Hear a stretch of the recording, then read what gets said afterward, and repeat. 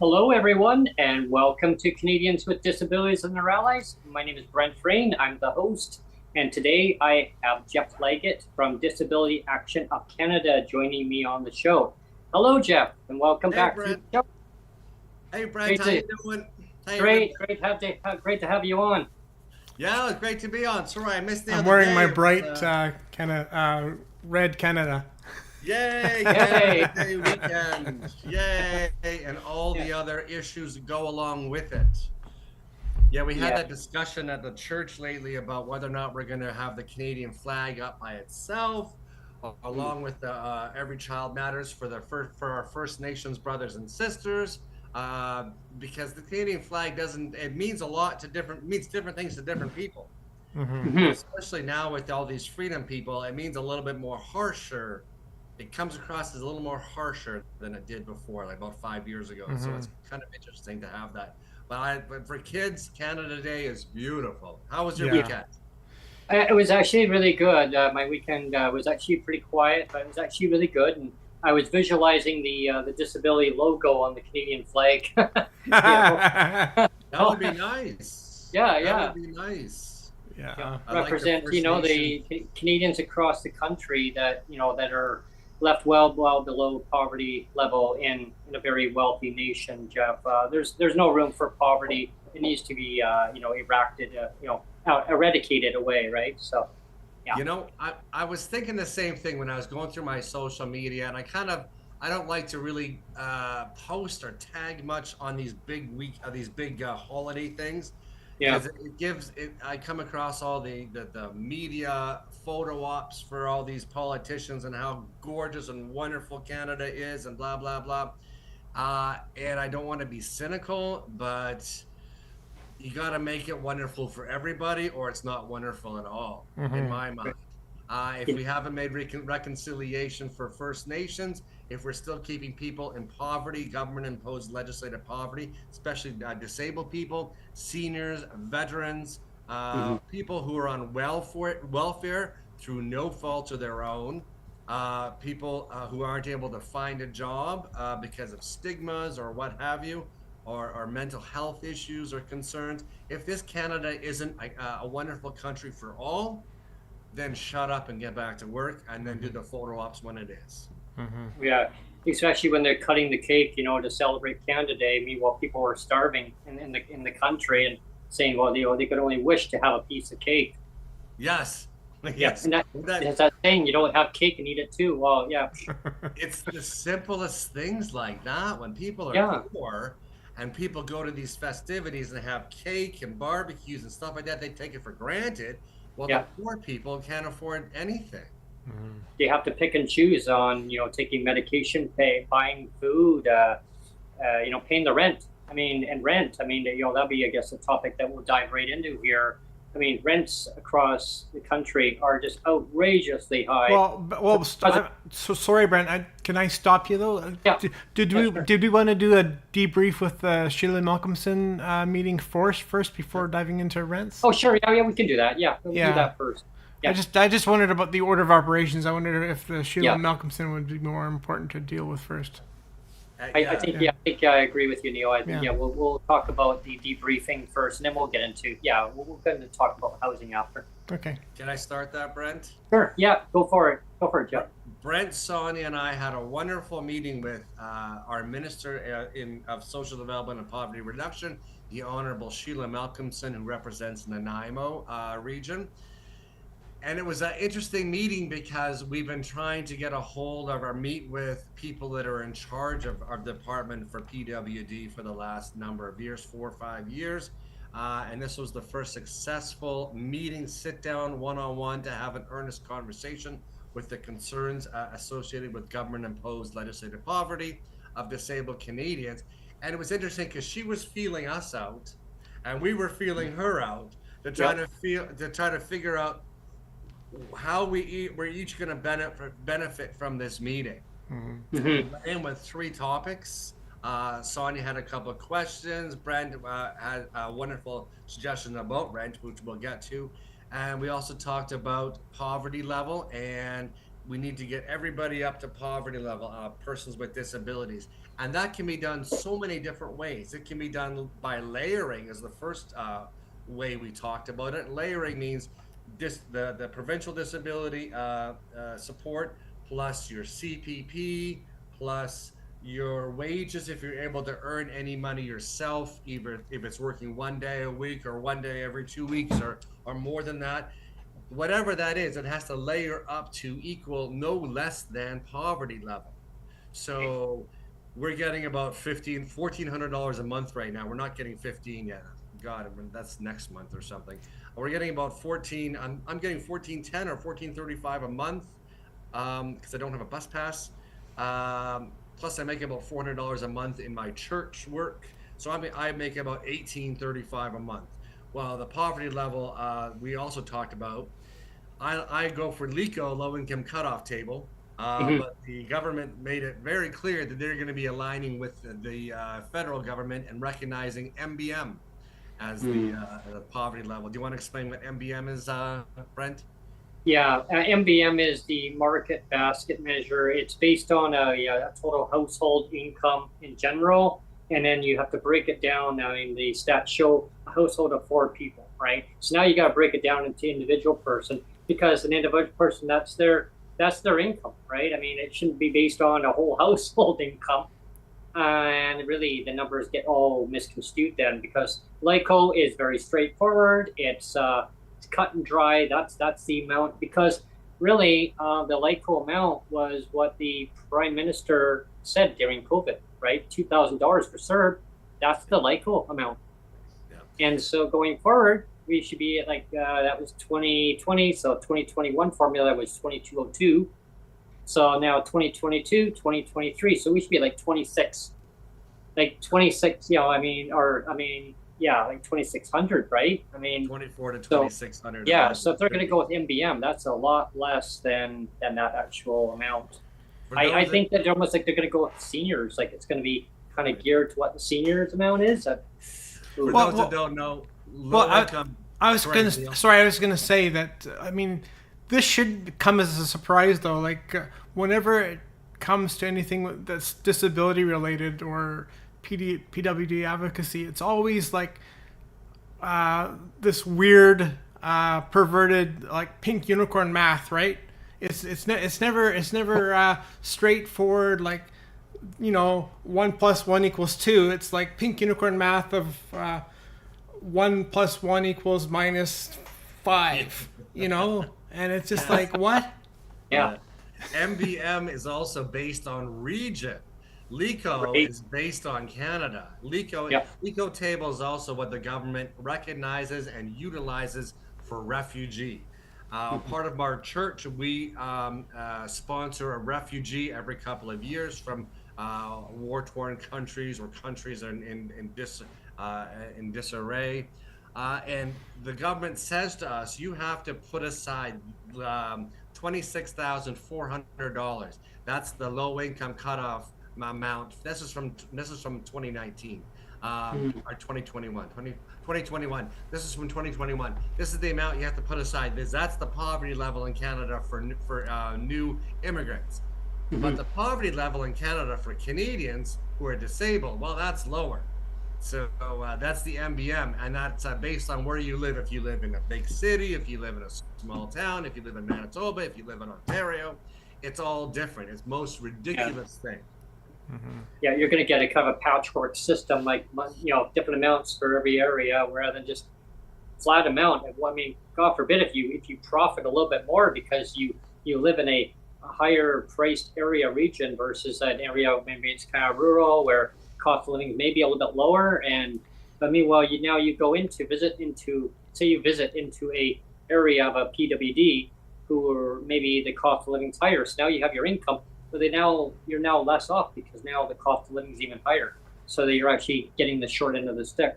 And we all know nowadays, if you're trying to rent a one-bedroom apartment in Halifax or Saskatchewan, Regina, or Saskatoon, or Kamloops in BC, or Brandon, Manitoba, there ain't much different. It's all way up there, $2,000 a month. And they don't have the difference we used to have 20 years ago. where, Right. where it used to be cheaper to live in Eastern Canada, or it used to be cheaper to live in Saskatchewan.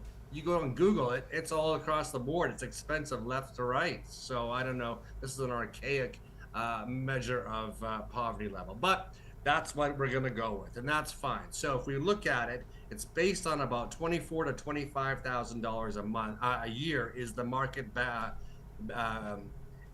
market. What's it called? MBM. Market basket measure. That's it. So it's about 24 to 25,000, which is still over $2,000 a month for persons with disabilities. Is there any province in Canada that's receiving that amount? I think Zero. maybe Yukon. Does Yukon get it? Yeah. Yeah. I think because it's all skewed up there with prices. Yeah. But yeah, Yeah. there's not a single. yeah. There's not a single province making that so far. Alberta's the best, like 1,700 or something. So right now, that's what we talked about. We talked about no clawbacks. We talked about the provinces not, instead of clawing back CPP and just giving them disability provincial rates, let them get up to poverty level. Let each disabled person get to poverty level before you even think about clawing back. Mm-hmm. It's like taking food out of a hungry person's hand. Yeah. The province is taking food out of the hungry person's hand. It's ridiculous. Let's get to poverty level before we even consider clawbacks.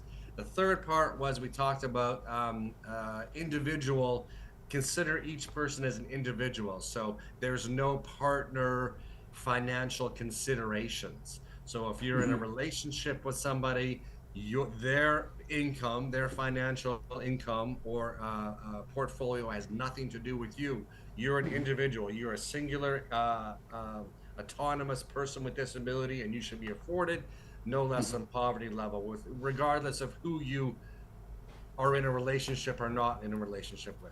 Neil, what do you think on that?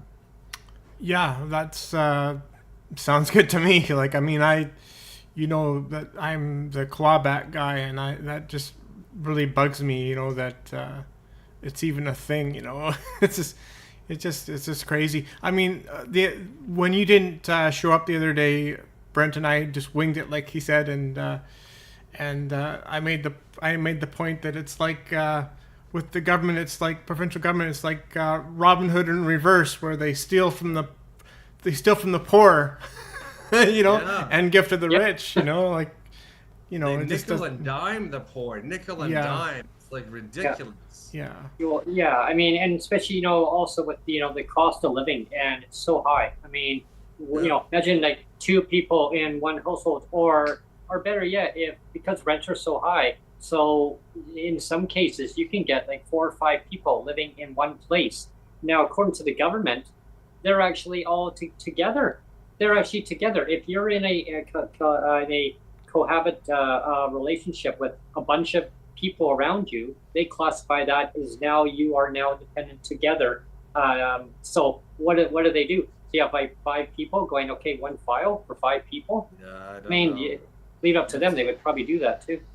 It's just strange. We have to really impress upon the government that a person with disability is an autonomous person with disability. Yeah. It should be considered as such financially and with dignity and with respect. We haven't even gotten to the stigma of having a disability in this province. We're still just focusing on getting financial support up to a level which is respectable, dignified, and does not leave us at the food bank every single week. Well, the financial aspect is a stigma part of it, right? I mean, the whole poverty equation is stigma. I mean, it's all baked in, right? Yeah. You know, it is.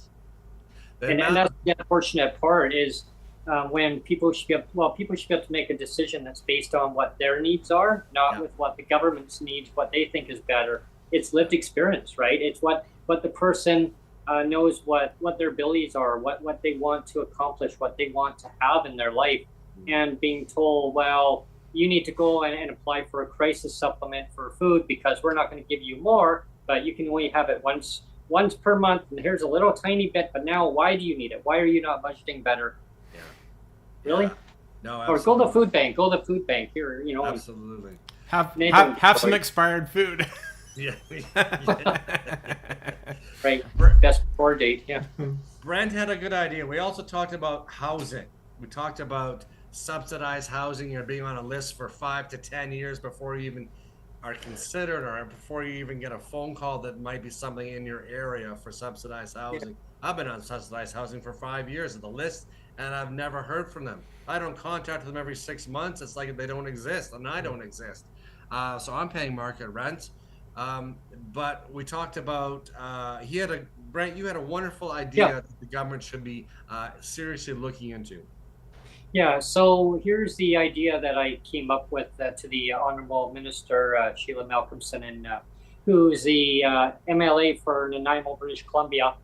We met with the minister. It was a great meeting. So the idea that I came up with, and you're right, Jeff, there's such a long waiting list to get into subsidized housing. Right now, last thing I was told is that it's indefinite. It's well way over 10 years. The myth used to be 10 years, oh, it's a waiting list. Now that's just, it's blowing right out there. There's so many people that need housing. And you're right, you got to check in every 6 months to find out, hey, where am I on the list? They don't even know where people are on the list. They say, well, just keep on checking in. So I stumbled across an idea, and I'll mention to like everybody what the meeting was, but why I came up with this idea is because about 3 years ago, I actually had made a phone call. I've been in market rent and paying corporate landlords their nice hefty fees so that their investors can keep them happy. And when you move out, the rent goes up. You move out, another person. And I know, let's change the lock on the door, right? Jack up the rent, touch it up, buffer it up a bit, maybe, right? So I made a phone call because they used to have that rent bank. They had this rent bank program. Now it's nowhere to be, you don't hear nothing about it. So I made a phone call. I said, well, what is this all about? Oh, well, where do you live? Well, I live in Langley. Oh, the closest one's in New Westminster. Oh, okay, so good. No. You have to be in New Westminster to qualify to get it. Oh, that would require me to move. I'd be paying higher rent. Okay, well, I actually worked for BC Housing. Really? The lady actually worked for BC Housing also. So I said, okay, well, how do I get into subsidized housing? You can't just get out of market housing and go into subsidized housing. It doesn't work that way. Why not? Because it doesn't. You'd have to be homeless. Excuse me? You would have to be homeless, sir. And then you have to basically prove the reason why you need it. Why? So now you're homeless. Did you leave your home just to become homeless to get into it? Now they're going to start questioning that. So Sonia said, well, I have a health condition. No, that doesn't matter. No, that doesn't even qualify anymore. They take family with children as a priority, and then they go down the ladder. So I kept in my mind about this, Jeff, and everyone watching this, as I thought, okay, there's something wrong here, like totally wrong. The system is totally messed up, where people are having to wait so long just so they can have cheaper housing. They can put that money back into the economy where they live, or maybe they want to go and venture out somewhere else and put that money into another economy to help small businesses, not corporations, small businesses, because they need the money. Corporations don't, because they don't pay tax in this country. So a lot of them don't, some do. So I got to be careful on that. There are some that do, yes, but there are some that don't, and we need to obviously work at that. Or don't pay fair taxes. They don't pay fair taxes, absolutely. So in the meeting I came up with the idea that people that PWD that are in market pay market housing rent to their corporate landlords, or maybe it's an individual owned property owner who maybe has 1 apartment, 2 apartments, and they're just a small one. Now the big ones, corporations trying to gobble them up, right, take them away. I think that PWD should have the opportunity of having the same income qualifications that they do in subsidized housing, having rent geared to income, which is technically 30% of your income. But how people look at it, 30% or rent geared to income is the same thing. And that way people can actually stay housed. They can stay housed, get them into that housing, into the market housing. Maybe they love living where they live, and but they can't pay that market rent because the cost of living is going so high. Exactly. And what it basically means is that the government's now subsidizing their rent. Now seniors have it. Now this is the point I said to Ms. Malcolmson here is, Seniors have that program. Single mothers, single fathers, if they apply for a rental assistance program, it's called RAP. Not the RAP. RAP. And the other one for seniors is called SAFERS. And a lot of people know that that's what it is. Trying to decipher what the name stands for. Right, top of my head, I'm not sure, but it's a SAFERS. It's a seniors program under umbrella of BC Housing. So seniors have it, single mothers, single fathers have it, and PWD need to have it. Here's a little quirk in the system. The problem is that PWD and market housing don't qualify for it because they have that $375 shelter allowance, which now disqualifies them from it. If they're in subsidized housing, they qualify. So we need to remove that 375 equation completely out of it. We can call it we can call it king of the province for PWD. We can call it whatever we want, pink unicorn. We can call it anything we want. PWD out of legislated poverty. Yeah. I mean, whatever we want to call it, you guys, everybody watching. That way PWD can qualify for it. And it's so easy to extend that program across the board. And people then in PWD will have enough money for their meds. They have enough money for their food. They have enough money for their transportation. They have enough money for their rent. Because now they're just paying that amount. That's maybe a smaller portion, $400, $500 for their rent, maybe, or maybe less. Now the government will subsidize that. They get that, plus they check from the government. They give it to their landlord. The landlord's still fine. They're still getting their money. Yeah. And people can now put that money into, I don't know, maybe they want to go and buy a small little car. Yeah. Maybe they want to go and travel. Oh, God forbid. Oh, then we'll get into that topic. You want to travel to another province. To simplify it to what Brent's saying, if we're all making $14.35 a month, that's what our disability income support level is, and we're not living in subsidized housing, then we would pay to our market rent places about $475 a month directly to them, and the government, BC Housing, would subsidize or rent assist the rest directly to the landlord. Mm-hmm. So whatever my monthly rent is $1,200, so I would pay $475 to my landlady, and the BC Housing would pay the remainder. And that would keep me in the rental housing, as there's not enough subsidized housing units here. Couple things on benefit on this. The government would also keep a nice cap on how much that rent goes up every damn year. Mm-hmm. Yep. Number two, the government would be incentivized to get subsidized housing if it makes that economic sense not to be paying the extra $700 a month for one PWD, like myself.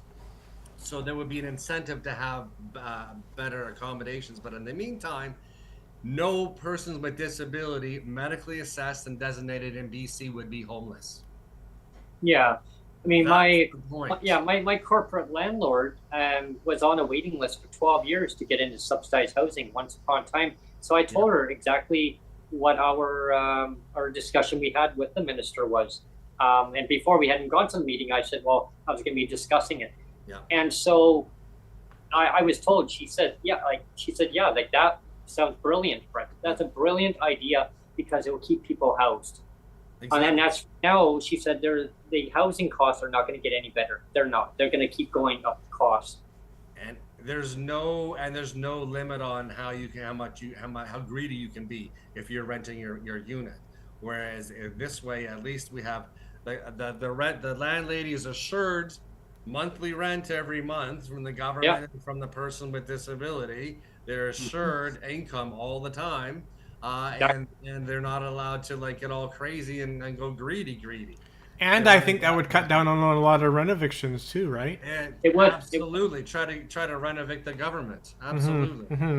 Well, and it's like a rent control in a way. Yeah. It is. Right. It's like but it keeps PWD housed. And it'd be like Big Brother's watching, so it's actually good. Housed. It keeps everybody housed, and we have to pay rent. We still have to pay our 30% of our income.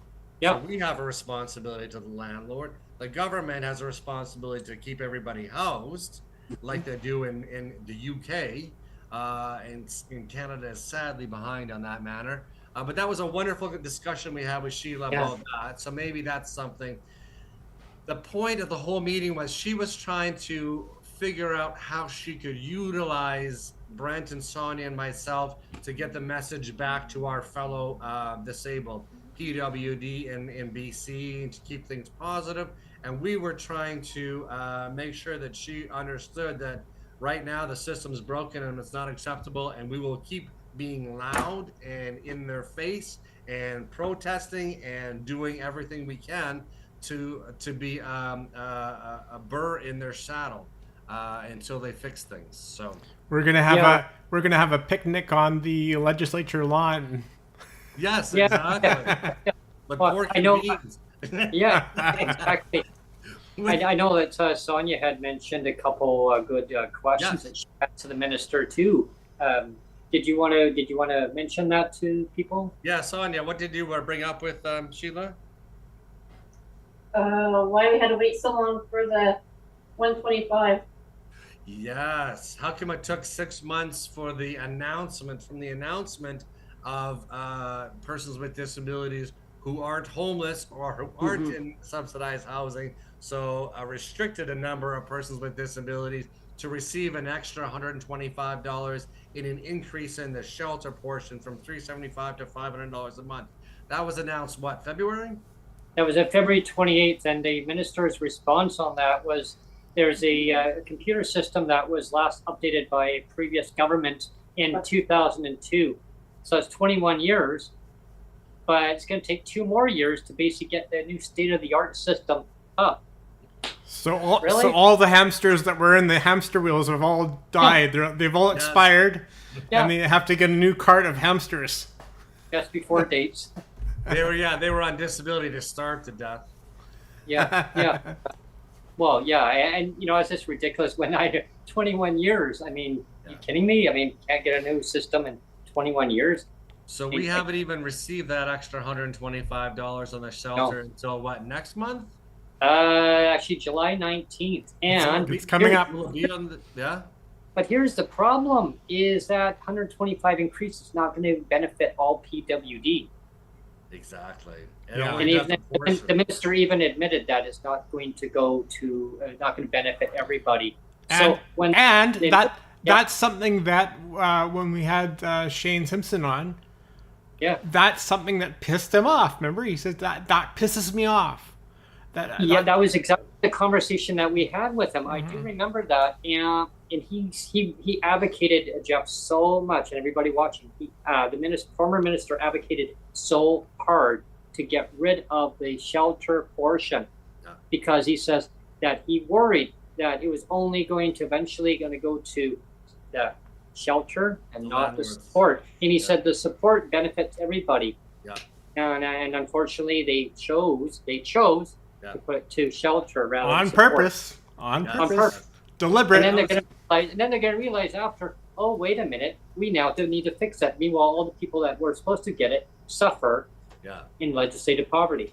For those who don't live in BC, if you do not have a place to live, if you are homeless or do not have market value rent, and there's a number of persons with disabilities who don't have a place to live. They can't find anywhere to live.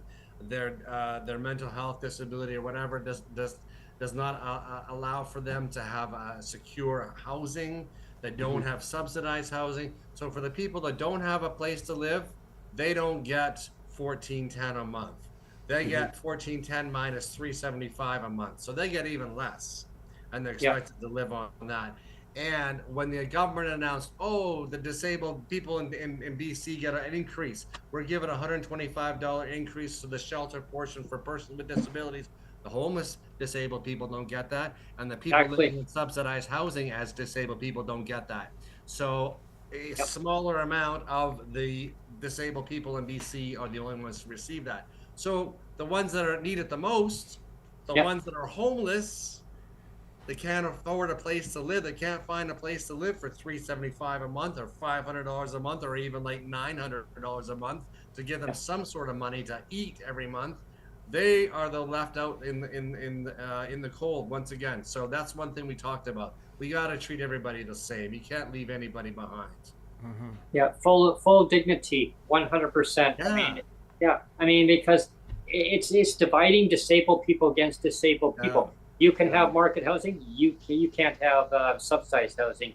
It's that divide, or you don't have a physical address, but maybe. And here's another thing too: is like there's that conception of, and I was talking to my corporate landlord about it, and I totally like she's right on our same page as us, understanding this concept. I said, if you don't have a physical address, I said to her, if I didn't have a physical address where I live now, but you allowed me to stay in one of the tenants living here for, I don't know, 3 weeks, 4 weeks. Oh, but another tenant says, hey, yeah, you can, Brent, you can stay in my unit for another 3 weeks, 4 weeks. According to the government, it's not a fixed address. You don't get your $375 shelter because it's not a fixed address. Meanwhile, you could be paying rent, but the government says no fixed address. You don't get that. So now you can still pay out of your money less than $375 to that land, to whoever. Now you're even worse. No soup for you. Yeah, no soup for you.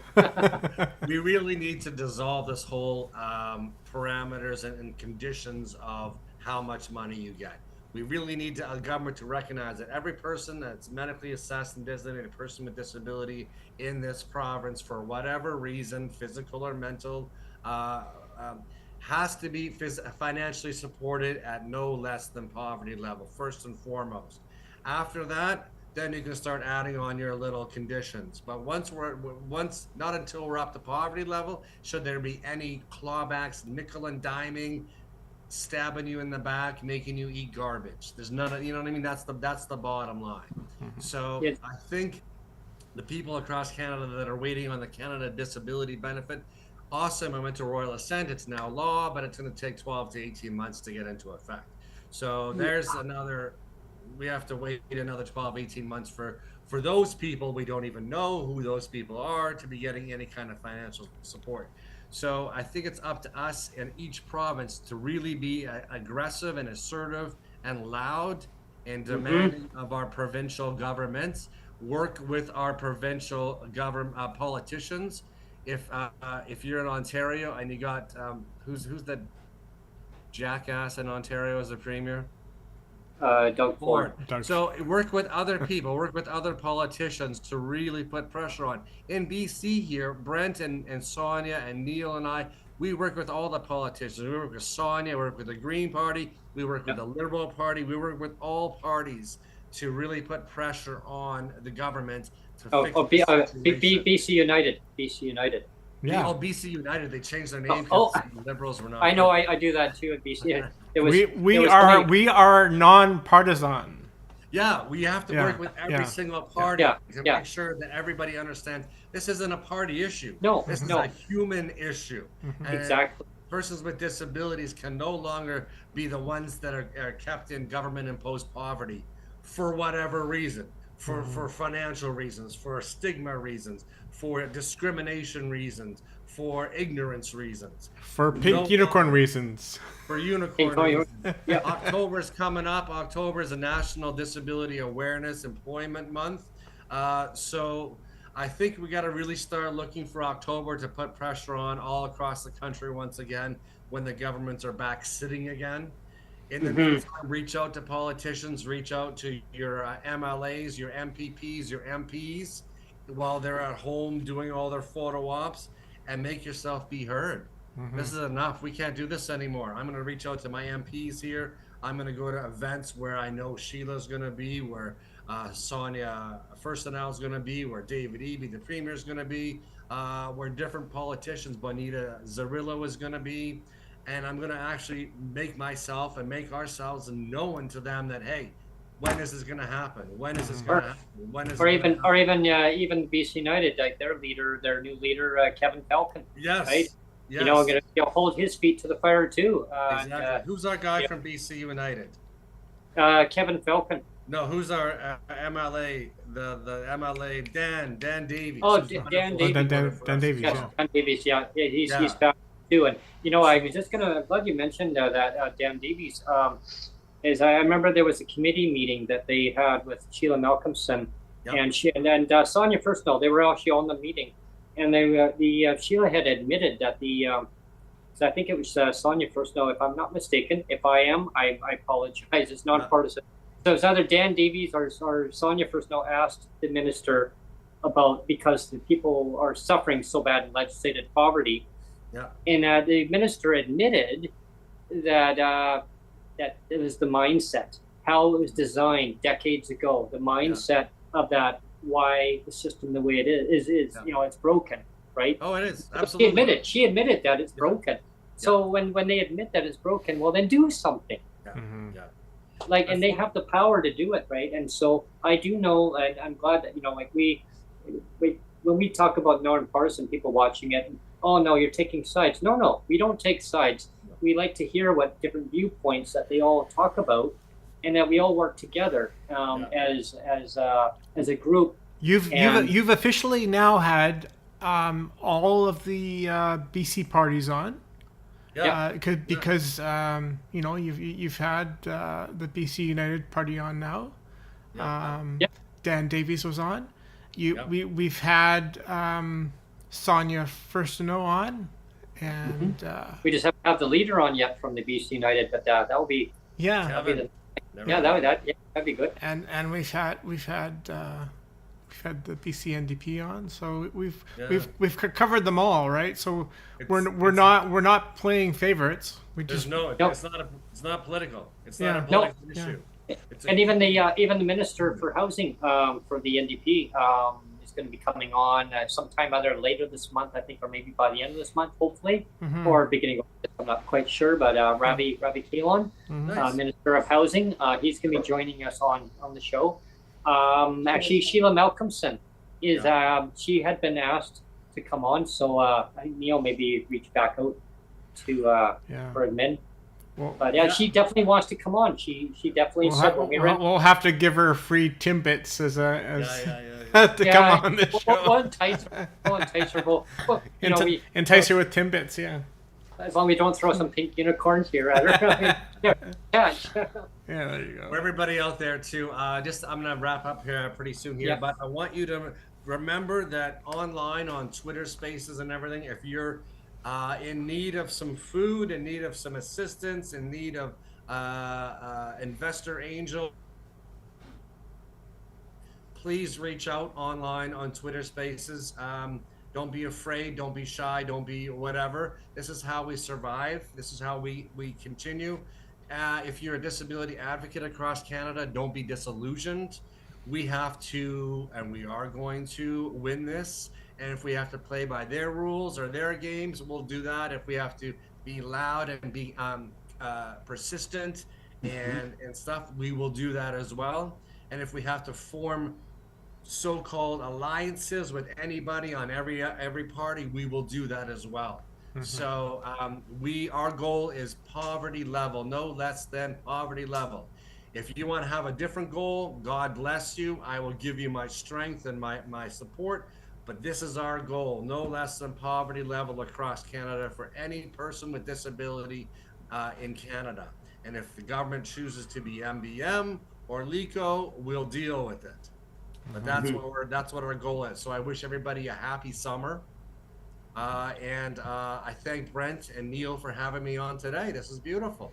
Yeah. It's always wonderful having you join, Jeff. Anytime that you want to come on, just reach out to myself or Neil, and because hey, advocacy never takes a break.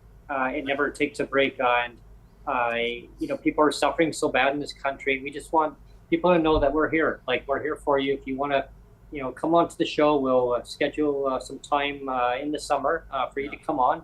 And maybe if you only want to be on for a half-hour segment, hey, that's fine. We will do it. And if there's a bunch of you that want to come on in one day and it's only half hour, hey, we can get 4 people on in one day, right?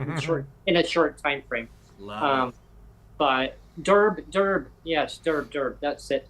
In the meantime, we'll keep pushing for DERB. I don't know, it doesn't seem to be doing a lot of traction with it. The politicians don't seem to be too hungry with that idea, but it's okay. We'll cram it down their throat, right? Because really, people need that money to survive. If they're going to take a year and a half, I'm hearing 18 months for that Canada Disability Benefit. in the meantime, there needs to be an emergency amount, the disability emergency response benefit in the meantime. It's like CERB, how it was. I mean, look how quickly the Prime Minister got that out. And anyway, he was questioned by media. Well, who is it going to go to? What if they don't qualify? You know what? He says, yeah, that's just. I remember that one line. He got his hand. That's just. We'll get it out there. We'll get it out to everybody who needs it. Yeah, unfortunately, I think it's. Unfortunately, I think it's. The provinces are all waiting on the federal government to see what they're going to do first. Yeah. You know. And it's like they're putting the ball in the hands of the federal government, saying you play with it now, and we'll join you when we figure out what game you're playing, kind of thing. But now it's backfired on them because they were waiting, and I think they anticipated the feds were going to do a lot quicker. Now they're not. Yeah. So now we're going to keep putting pressure on the provincial governments because obviously the feds are going to just take their sweet old time, right? And the best way to do that, folks, in every province out there, if you're a disability advocate, put pressure on the provincial government by aligning with the opposition government to put forth motions for an immediate increase of $300 a month for the programs for disabled in your province. Yeah. Pick a number, 300, pick a number, 500, 250, pick a number, and get your opposition party to hammer. Yeah. And as a reminder, it is Dan Davies in BC. Yes. Yeah. It is Dan Davies and it is Sonia Furstenau. Those are the two people that I would go to put pressure on Sheila Malcolmson in BC. It's different in every province, but please feel free. Please feel free to reach out to your politicians and use them to your advantage. You're not just asking the one in charge, but asking the ones that are putting the feet to the fire for the ones that are in charge, So and people in the BC wonder, well, who Dan Davies is. Dan Davies is actually the opposition critic for the Ministry of Social Development and Poverty Reduction. So he's the one that's going to hold the minister, whoever minister is in charge right now in BC, which is Honourable Sheila Malcolmson is the minister currently in charge. So Dan Davies is one who holds her account. And Sonia Furstenau is the other opposition leader, so she's holding the government to account. The next provincial election is scheduled for October of 2024. Yeah. We'll see what happens, because who knows, anything can change. Right now, they're all saying, no, there's no election. There's no election until then. If there is, right, in the meantime, we need to hammer away because we need to get the proper support in place now so people are not suffering any longer. Inflation's going up. We now have a strike at the Port of Vancouver, and it's affecting all the goods and services. Right now it isn't, but if it continues for a longer period of time, it's going to affect the cost of living for Canadians across the whole country. So with that being said, we need to get these rates increased so that's going to help people. Next month there is the GST that's coming out. No, this week. This week. Sorry, me bad. Yeah. This actually on Wednesday, GST is coming out. The grocery rebate, which is a double GST. It's just a fancy name they wanted to call it. That's what they promised back there. They just quietly sneaked it in there. They should just call it the double. It's called a double, but it's a one-shot deal. And that's the problem. It's only a one-shot deal. It's going to get gobbled up that fast because of the cost of living. Called breadcrumbs. Yeah, breadcrumbs. All the breadcrumbs, and it needs to be a predictable amount for every Canadian persons with disabilities going forward. Yeah. And how do we do it?